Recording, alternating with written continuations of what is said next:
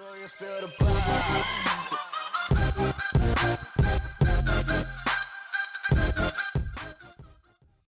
What's up, YouTube? It's Carolina Calvin coming back to you with another video. In this video, before I get into the contents of the video, it's been a couple weeks since I've done a video. Last video, go check that out. Me, Bruce, and MG ranked all the MCU movies from Iron Man in 2008 to the most recent Spider-Man Far From Home, or what I also like to call Spider-Man Far From the Source Material. But I've trashed that movie enough. I know me and MG, we made multiple videos just talking about that movie. Did a review. I won't talk about that movie. But what I did want to talk about, I still want to keep it on the MCU. I wanted to talk about why there's such a disconnect with moviegoers and just the comics themselves. Even people who keep up with comics kind of have pulled back on reading, specifically Marvel. DC's had their problems, but I would say they've had better runs recently than Marvel. And there are multiple reasons why. Definitely some really big ones. One, you can't expect people who watch the movies, who watch the TV shows, to cross over to the comics. Now, it does happen. It's going to happen. Law of averages is going to happen. Because, you're going to have those people who, like, damn, I really like this character. I really like the Iron Man character, Captain America. Let me pick up one of the books. They may or may not like it. Probably the majority didn't like it, especially if they're reading the new crap. But you just can't expect for the comics to even reach that point of catching up with the movies. The movies, something you see on your TV, something you see in the movie theaters is loud, music, acting, the CG, explosions. That's just, people are just going to get into this action movie, man. It's action packed. It's just something a comic doesn't have. But, I talked about those people who, they like those characters. Maybe they'll pick up a book. Let me tell you, will push them right back away. Say, fuck this, I'm going back to the movies. Example: you go pick up, you go to your comic store, you go to a store that sells comics or whatever. You're gonna come across a popular crap. That first issue of Captain Marvel, for instance. The most recent one, because that damn thing has been relaunched so many times. And you read this shit, and you're like, this is as a new comic reader now. I'm an old comic reader. I read a bad comic, that's not going to deter me. It's not going to keep me from, completely. It's not going to make me completely give up on the books. But as a new reader, and the MCU is what got you into reading the books. You read this first issue of Captain Marvel, and you're like, what is this? Some shit from Twitter? Is this some kind of Twitter debate, or is it some BuzzFeed article? And that's how they're gonna look at it. It's common garbage that you see on social media by people who are always offended. And so many comics, so many big comics that they like to push, have that shit in it. It has that in it. And that's a shame, because there's some good comics with some good stories in there. I just recently read Wolverine vs. Blade. I thought that was a solid comic. I mean, it's pretty short. It's only really one issue. It's one long issue. But that's pretty good. It was pretty good. The art was good. Violent. Good. Kind of seeing two characters, two popular characters. Wolverine, Blade, Blade's popularity. His movie was back in '98. Blade 1, Blade 2 was in the early 2000s. Then, of course, they're coming out with the new Blade. So, Wolverine, of course, Wolverine's a big deal. Hugh Jackman. He's been a character who has with all the X-Men being tied to a team, he's the guy that kind of, superseded that team and being that very popular figure. And when you mention X-Men, people think of Wolverine. That Wolverine versus Blade is pretty good. But to keep going, not only with the way these comics are written, it's this diversity movement where it's not about writing good characters. It's not about writing, new characters, give them their own set of powers, give them their own backstory. Not necessarily, don't tie them directly to a character. Don't have them replacing a popular character. For instance, big one after Civil War II, which is an awful crossover event, by the way. They pushed Captain Marvel, she essentially had the Captain America role. That comic's garbage. But after that, they pretty much pushed Tony Stark, Iron Man out the way. Riri Williams comes in, essentially replacing him. And then I can't remember the writer's name.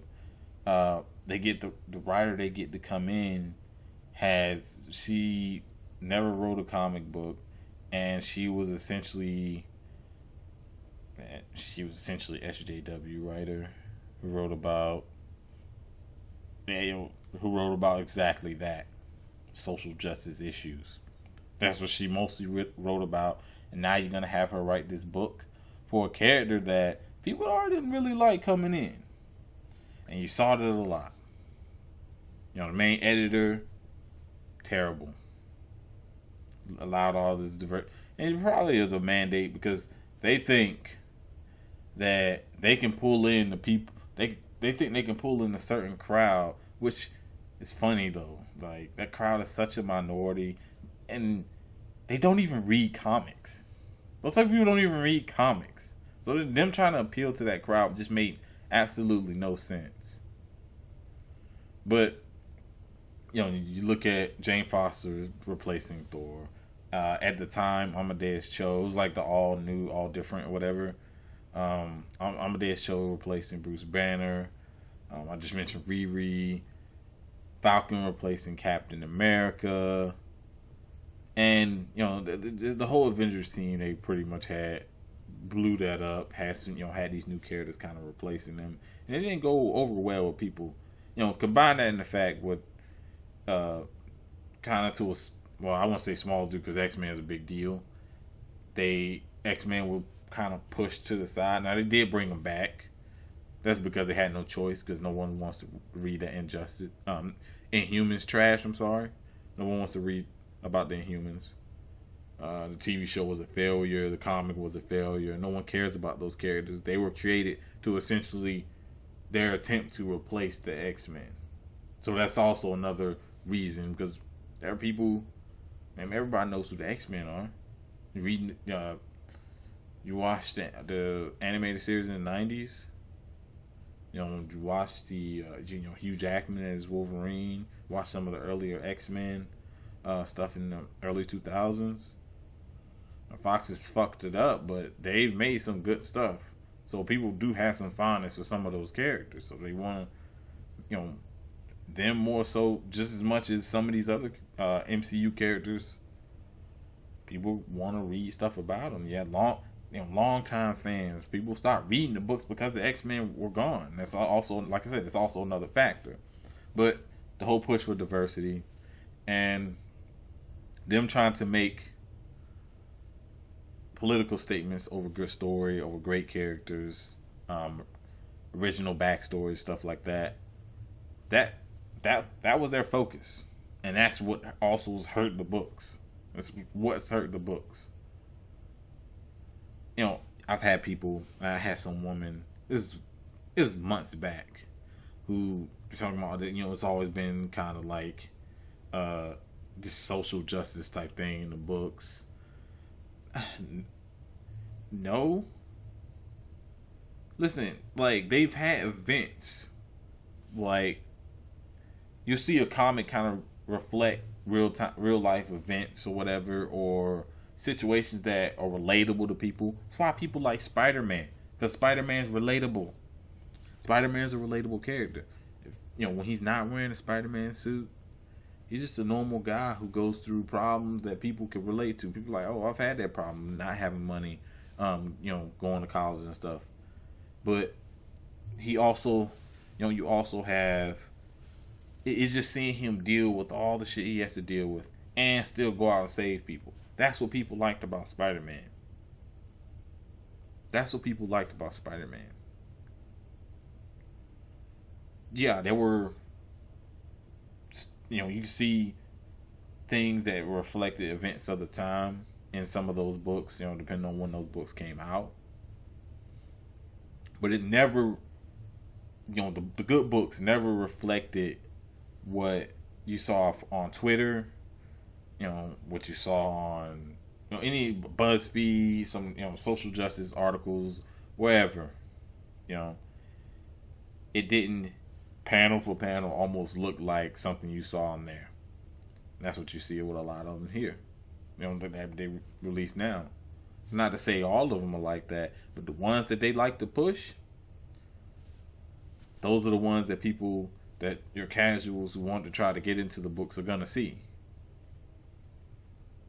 Let's take, for instance, like the Jane Foster Thor, because the reason I want to mention this one, because this one's getting, Jane Foster Thor is gonna be a movie. Thor 4, Love and Thunder, trash, don't care. That storyline's gonna get turned into a movie. I was just about to rant about Natalie Portman. I'm not gonna rant about her. But the writer, I think his name is Jason Aaron or something like that. I think his name is Jason Aaron. But he wrote Thor: God of Thunder, which was a good book. Came out like 2012 or something like that. Of course, he wrote Mighty Thor, which was one with Jane Foster. He wrote Unworthy Thor, which that I didn't like the reasoning for Thor being unworthy. It was just a reason to give Jane Foster the hammer, and around that same time. So I didn't like I didn't really like that. It was okay. Ending was completely what led to the comic and the ending. They were bad. He also did 2018 Thor, which led up to War of the Realms, which has some nice art, but the push for Jane Foster, she essentially becomes Valkyrie at the end, and she's gonna get her own solo book with Valkyrie. Nobody gives a fuck, man. Look here, man. The chick she's become so many different characters. She replaces Thor, and she replaces Thor's mother in that book, then becomes Valkyrie, and is about to get another solo book, like I said. He's also doing Avengers, which that shit's garbage. It's like I said, there's just certain characters like I said, he's had some good books, but he's kind of fallen to the same thing. It's not as bad as some of these other writers they got out there now, where they're getting people who have no experience. There's nothing wrong with you want to get a new writer. They're getting people with essentially no experience with writing comics. And if you want to get someone new, it's like their first comic, there's nothing wrong with that. You're trying to get new writers around. You can't have the same, you got the same old writers. You want to get some new blood in there. That's fine, but don't get no social justice writer, man. Don't get someone who, maybe that's what you want to do. Obviously, that's what you want to do, but you can't expect readers to buy that shit. I mean, I didn't look up the numbers, but I could only imagine how poorly that Riri Williams book did. And they did the character no justice. Like, not only did the creator put it in the position, she's gonna replace Iron Man. Like, Iron Man is pretty popular now, and just people hearing about that, even if they didn't read the books or really know anything about the character outside of her name and that she's replacing Iron Man, she's gonna get a lot of shit for that. Miles has gotten shit. I think they've done a better job with him than her. But Miles has gotten a lot of shit because they essentially, oh, he's gonna replace Peter. You know, now he's part of the regular 616. Is he gonna replace Peter? You know, he's had a lot of books focused really on him, which I haven't completely caught up on. But that's the reason. That's the biggest disconnect. The diversity movement, where it's about having this character of this gender, having the character of this race, instead of saying, let's write good characters no matter the race or gender, sexual orientation or whatever, man. People just want to read good stories, man. They just want to read good stories. And maybe if you did write good stories, some badass shit in it, you could bring in some of those new people. Instead of trying to focus on people who are on Twitter all day, or on Facebook, or whatever social media, crying about some shit that don't even affect them. And they're the ones that they're not going to read no comics. They don't give a fuck. Same with the video games. They're not going to play these games that these developers keep changing shit for. They're not going to play them. They just complain about it. And they get you to change it. You don't listen to the people that actually buy your shit. But anyways, well, to continue on, political agendas, you know, whatever it may be, people like to. You've seen people write Trump and shit into the books, man. Like, come on, man, come on. And just writing, I think, given, you know, because it's been this big push with like Captain Marvel. Like, I think that's the least of it. Well, as much season push, I guess you gotta kind of put it up there. But I would say definitely the first two. You know, diversity. I would say forced diversity. There's nothing wrong with diversity. Let me say that again. There's nothing wrong with diversity. It's just a forced diversity where this character's gender, race, or sexual orientation matters over the character's backstory and the story that you're trying to show in the book. But let me know what you think down in the comment section. The video kind of went on longer than I wanted to, but it was a lot of stuff. It's been a couple of weeks, so kind of wanted to put out a longer video. But let me know what you think down in the comment section. Do you still read Marvel comics? You know, I still here and there. Like I said, I've pointed out some of the books I did read, or that I have recent books that I've read. Keeping up with DC, of course. It's just hard to keep up with all this, with all the stuff you got to do throughout the day. You got to really make time for it. But let me know what you think down in the comment section. If you like this video, hit that thumbs up button and subscribe. Thanks for watching.